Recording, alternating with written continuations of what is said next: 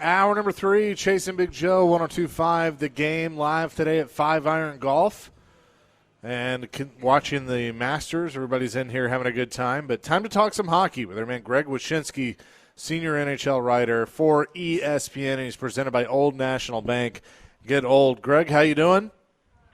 I'm doing well, boys. Sorry about the confusion last week. I was in Disney World with my daughter and managed to pick the busiest week of hockey news maybe in the last 5 years to take a vacation. So that's pretty great. That worked out well. Yeah, exactly. but nonetheless, you're back at it. The Predators sit at 84 points. They're in the second wild card spot.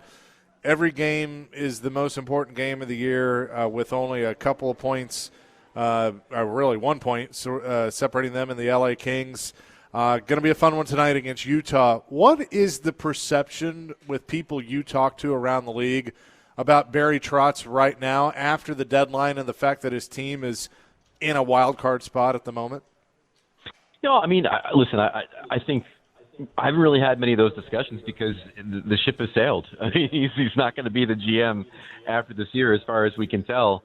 But I can tell you that, when it comes to the team itself, there's a lot of surprise. I mean, for a team to go from the status that they had at the trade deadline where the vultures were circling and we were all wondering which members of the veteran core might be traded to a team that is, right now looking pretty good as far as, making the postseason.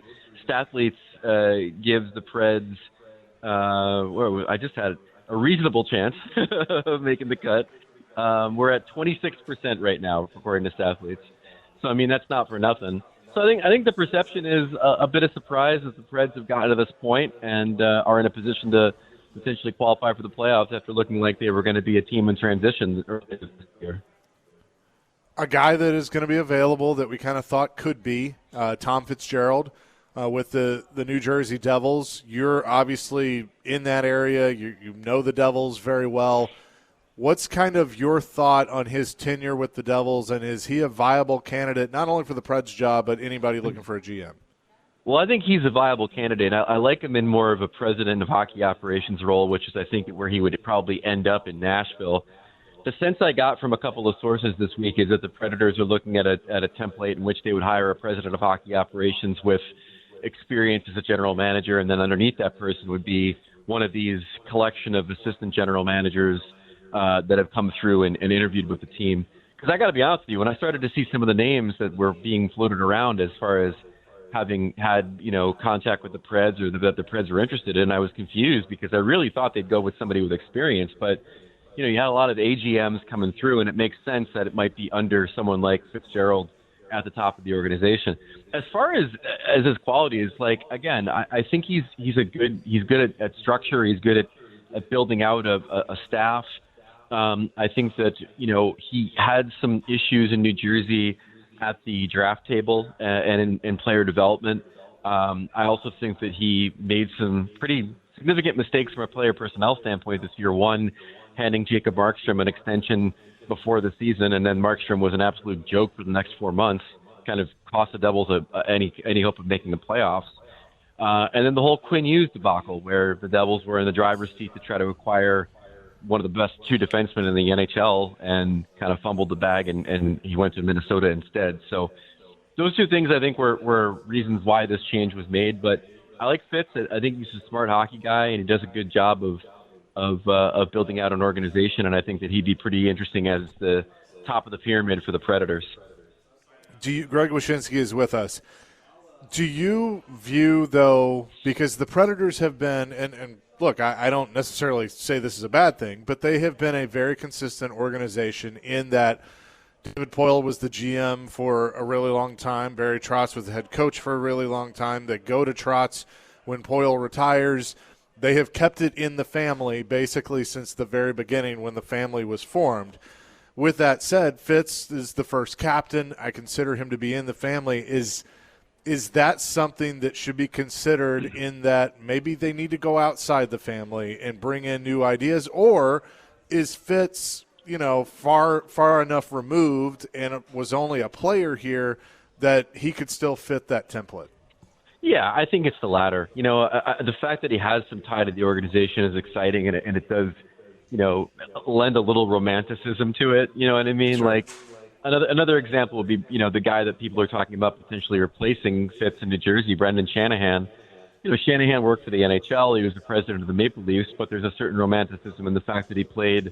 He was drafted by the Devils and became a star for them, and so, I mean, having that tie is cute and it's good for marketing. But ultimately, I think I probably associate Fitz more with the Pittsburgh Penguins management tree. He worked under, he worked there with Ray Shero, and then came over to Jersey with Shero. I think that's more where I associate him with than his playing days. But again, like I said, good executive, not a bad choice for the president of hockey operations, and didn't have the most successful run in Jersey. There were some mitigating circumstances there, but not a guy that I would be upset with if I'm a Predators fan coming to the organization. Greg, we talk about in the NFL how important the backup quarterback is to the team, especially down the stretch. How important does that apply to goalie and a backup goalie in the NHL stretch? And I say that because right now the Preds' backup goalie is playing pretty damn well down the stretch. Yeah, you could definitely say that. He had a hell of a game the other night. I think the backup goalie, as you get deeper in a typical season, may not necessarily be that important, because when you get into a playoff race in a typical season, you see teams just grinding their starter into the ground. The team that Nashville's playing tonight, Utah, I think their goalie, Karel Vejmelka, might have played like 18 out of 19 games down the stretch last year. It was crazy as they tried the playoffs. But I said the word typical a couple times in this conversation. This is not a typical season. This is an Olympic year. We have a very condensed schedule, some weirdness in travel and some weirdness in how many games teams play in a very short period of time. And so I think for every team, the backup goaltender has been a real key down the stretch, because there's just too much tonnage of games and all the other things happening in the schedule this year, where you can't just rely on one guy to do all the work. Is he playing so well as a backup that if they get to the playoffs, you could see all right, he's gonna start this game, Saros is gonna take a break, or you just ride Saros the whole way through?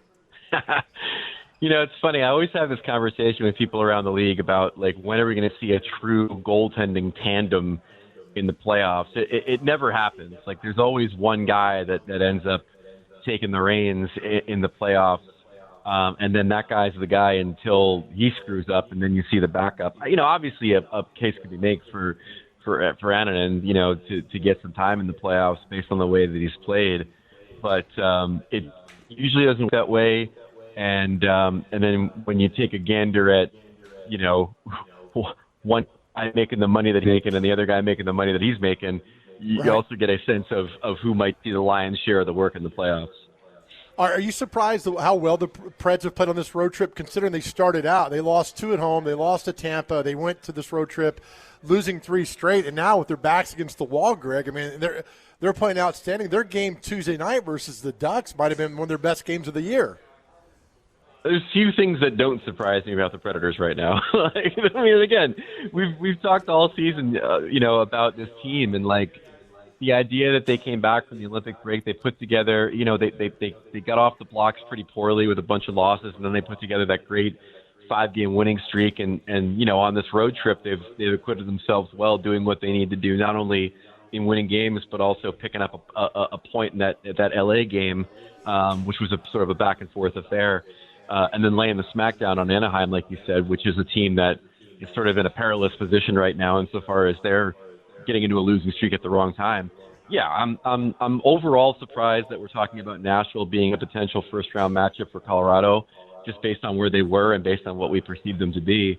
This road trip coming when it did and the success that they're having just speaks to how surprising the whole thing's been. Greg Wyshynski is with us. Is Colorado still showing you enough to make you think they can win the Stanley Cup? Yeah, I think so. Their biggest problem right now is going to be the second round. To have to play Dallas or Minnesota that early in the playoffs is tough. You'd like to face them when they have a little bit more wear and tear, and maybe they'll beat each other up so bad that Colorado gets the benefit from it, assuming they get past the first round. But to me, the team in the West that I worry about the most if I'm Colorado is Dallas, assuming they get by Minnesota. I think that's a really tough matchup for them. I think Dallas, having the playoff experience that they have, the goaltending they can get. They beat them last year, obviously, with the series that Mikko Rantanen had against his old team, the revenge series. Like they're probably the second best team in the NHL, behind Colorado, and could be a team that knocks out what has been a dominant regular season team in the playoffs.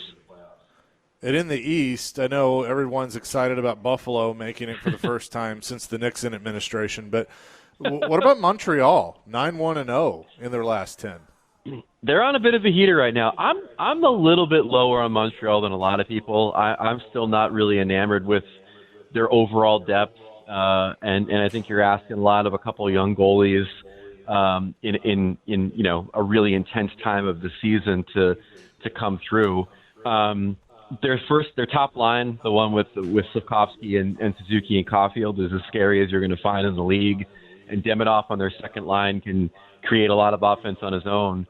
But I just don't think they're there yet. I think a lot of people think that the playoff experience they earned last year in a brief appearance against the Capitals, and then the amount of young talent they have on the roster, that it's going to add up to a playoff series win. But I still think that if it's them and the Lightning in the first round, and it looks like it might be that, then I'm still taking Tampa in that series.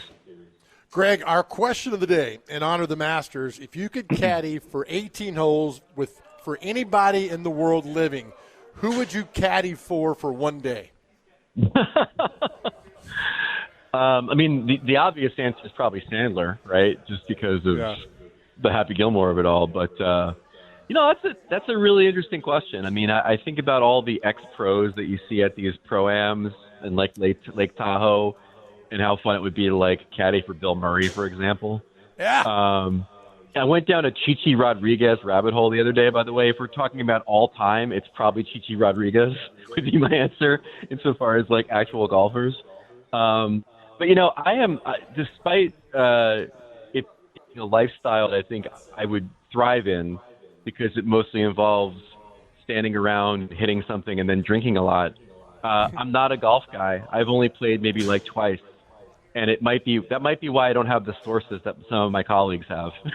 Time on the golf course. Well, for what it's worth, I said Mike Vrabel because I feel like that'd be entertaining right now. Boy, would it, Boy, would it. Yeah, absolutely. Greg, appreciate the time as always, my friend, and we'll talk to you next week. You got it, boys. Thanks. Greg Wyshynski, ESPN NHL senior writer, presented by Old National Bank. Get old. We'll react to that. Max Hers will join us at the bottom of the hour. And Chase and Big Joe, 102.5 The Game.